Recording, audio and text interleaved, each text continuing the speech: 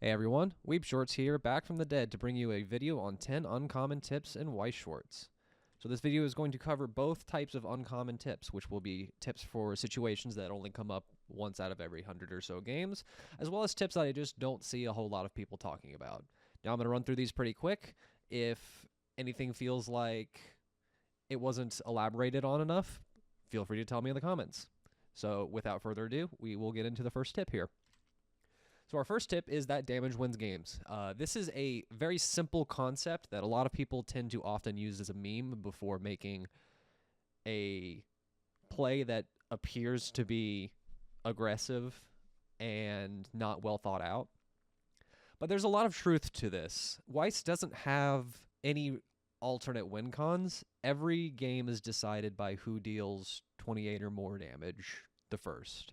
This often leads to playstyles feeling the same, but there is a bit of leeway in there, and that's specifically surrounding any kind of damage prevention and excess damage creators. So the first of those being tap counters and anti-change counters that I have listed off here. So decks will play these despite going slightly counter to whatever their game plan might be. For example, the first one here, the Overlord tap counter. Overlord would much rather resolve as many Eins and as many events as possible in order to just end the game there. But opportunities will present themselves where tapping down one of your opponent's characters will be more beneficial to them than resolving 2 or 3 more burn ones with an event.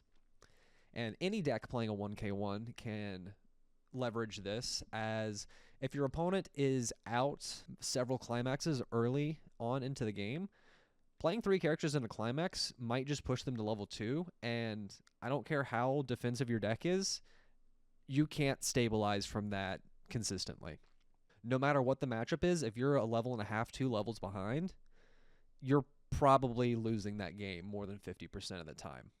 Moving on to our second tip here. You need to understand the value of a climax. So you have 1 climax for every 6 1/4 cards roughly.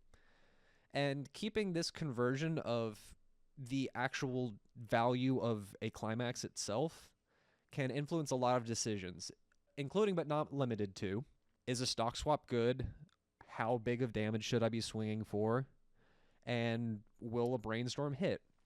And now, while this does require math, which nobody enjoys doing, it's thankfully not too difficult of math in most situations. It's a simple ratio of how many climaxes to how many cards are in the deck state or my opponent's deck state or something relative to that, which is usually just 6th grade division. So this applies to a lot of scenarios. I'm sure you can find plenty more, but these are just some short ones that I've listed out here. Moving on to our third tip. Early Global Soul is a lot like playing extra characters. A lot of us have probably felt this going against Azure Lane Cats, as they pump a lot of soul and they stick on the board because they get big, and sometimes you just die to them. This is a result of the fact that an early deck state is very, very volatile, even in the best of situations. Going back to that climax ratio, you have 1 climax for every 6 1/4 cards. If they're swinging 6s, you're taking that 6 more often than not. That first 6 anyway. Due to this, there's very little difference in the early game between playing a hypothetical 4th attacker and just playing a climax. Since each character is going to be worth 1 soul, playing a climax with the full field is giving you 3 soul, so that's effectively 3 more characters that you've played. Similar to this, if you don't have the ability to play 3 characters, playing 1 or 2 with a blank soul-giving climax can help you keep tempo. I really hate the word tempo, as it is very reductive for conversation often, but I'm not sure how else to explain it here. With a global soul being similar to playing an extra character, if you don't have that extra character, swinging a 2 into an open lane as opposed to swinging a 3 into an open lane is effectively going to give you that same damage value as just having that 2nd or 3rd character on the field.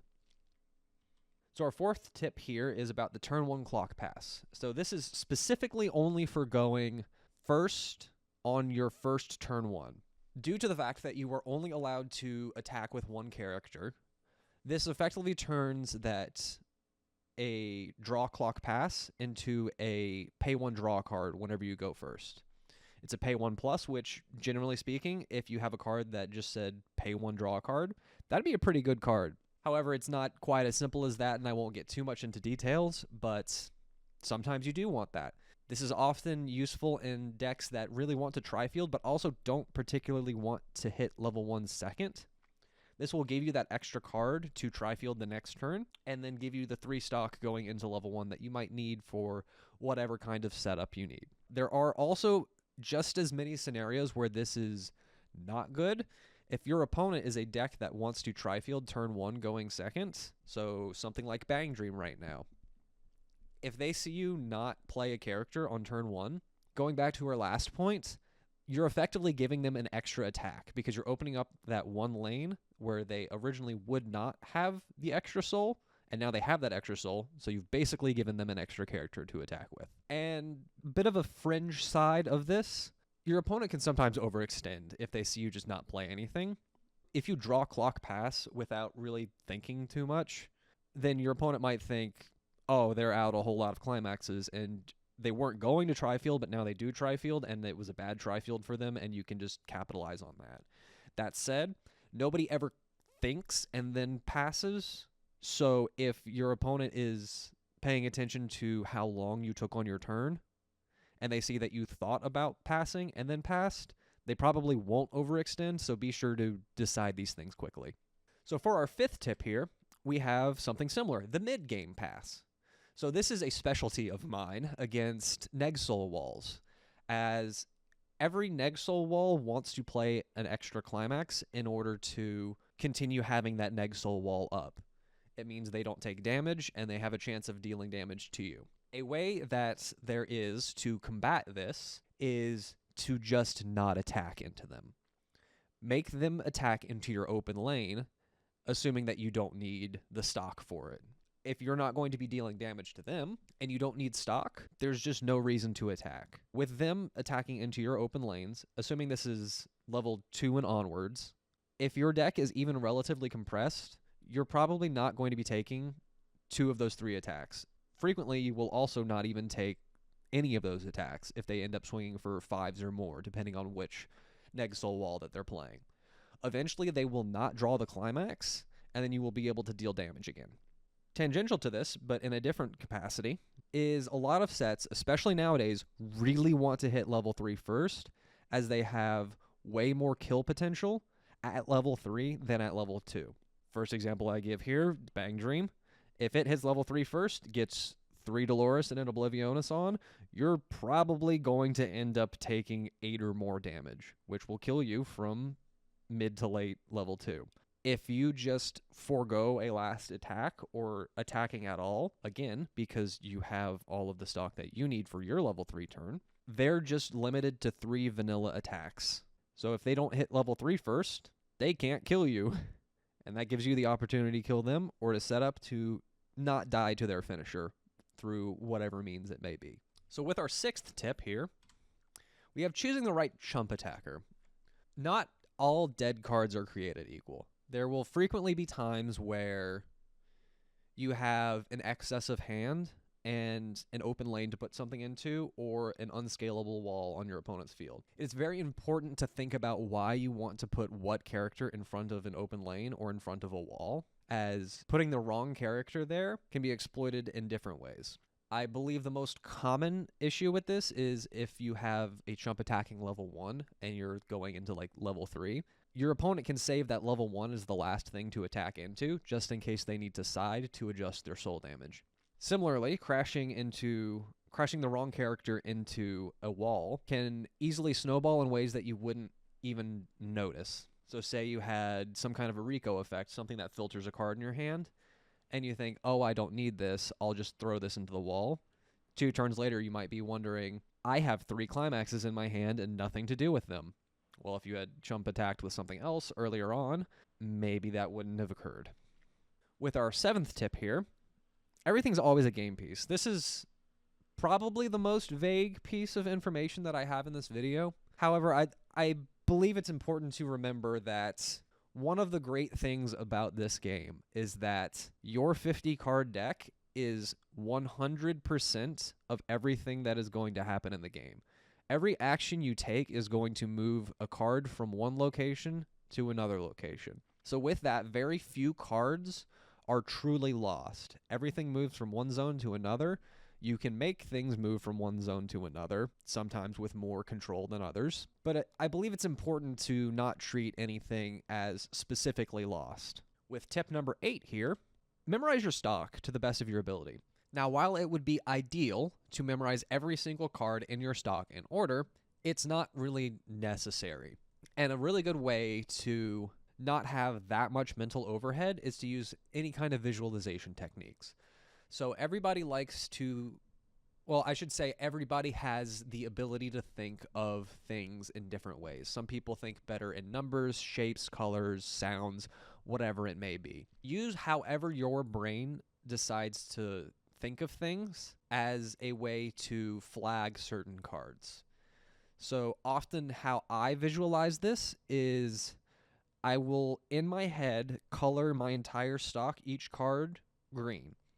And anytime that there is a card that I need removed, but I can live without it, I'll flag that as a yellow card. And if there's anything that absolutely needs to be paid out ASAP, I flag that as a red card. Now that works as I'm good at picturing colors in my head, but maybe you think better in numbers and you can see zeros and ones on the corners of your cards, and you can visualize that. Just anything to put value on each stock. Since it's a hidden zone, you never get to look at it, with the exception of some very strange cards that you probably shouldn't be playing if you were in a competitive setting. However, any amount of memorization that you can do is going to be nothing but beneficial. We all hate being in that situation where we make some kind of a play thinking there's a climax in our stock and we already paid it out, or we try to make some kind of a play. Maybe you're trying to hit a brainstorm thinking it's favored, and then, oops, 2 turns later you realize, oh, I have 3 climaxes stuck in my stock that I just didn't do anything about. Assigning value to each of these cards is going to reduce the amount of times that happens, and it's also going to allow you to track other non-climaxes better. So if a finisher gets stuck in stock, you can remember that is in there, and maybe you're just playing down with that the rest of the game. Or maybe you have an opportunity to pay it out that way that you'll actually have it for later in the game whenever you need it to finish the game. All of this said, this should go without saying, but do not mark your cards. It is explicitly against the rules to arrange your stock in a way such that there is a physical difference between each of your stock. Q&A on January 25th, 2017, specifically lists examples such as pushing stock a little bit further out of your stock and putting some stock vertically and some stock horizontally. Don't do any of that. Don't be a cheater. Keep it in your head. Even if you have some level of aphantasia, there should be some way to keep track of your stock. With our next tip, we have build and follow your intuition. So there have been several studies among various different games where players are put into situations where it's like a 49-51% decision. Something is obviously correct, but you can't really tell what the correct decision is. In these situations, assuming that you are somebody who has been playing the game for a while and understands the ins and outs of the mechanics of that game, the first thing you think of is typically going to be the correct decision. Now, there are often times where that intuition will not be correct, and it is very important to reflect on why that intuition was incorrect. What you really want to be doing in any given game is you need to use each and every game as a point where you can think to yourself, I've seen this before. The more often you can say, I've seen this before, then the more often you'll be able to make the correct play. Be that the same play you made before or a new one based on whatever outside factors. And it's very important to analyze your victories as well. Sometimes you're correct, but you still chose the 49% and not the 51%. So it's very easy to see, oh, I lost because I made this decision. This was the wrong decision. But I believe it is very reflective of a good player to look at whenever you make the wrong decision and still get rewarded for it. And with our last and final tip here, if you take away nothing else from this video, I would like you to realize that good testing of your decks, whether it be something that you have brewed or something you have net decked but just don't have a good feel for, good testing usually doesn't feel good. Any deck is going to be able to high or low roll. Any pile of functional 50 cards is going to be able to cancel every single attack and stick every single damage, however many times out of 1,000 that may be. So with this, you learn a lot more from bad games than from good ones. If you're ever in a situation where you're testing games and say you're out 5 climaxes turn 2 and the one climax you have in your hand is not the one for your level 1 combo, play that game out. See what you can learn. You're probably still going to lose, but you might also run into situations that you otherwise wouldn't have. How to play on low hand, low stock, how to play from a level behind, anything like that.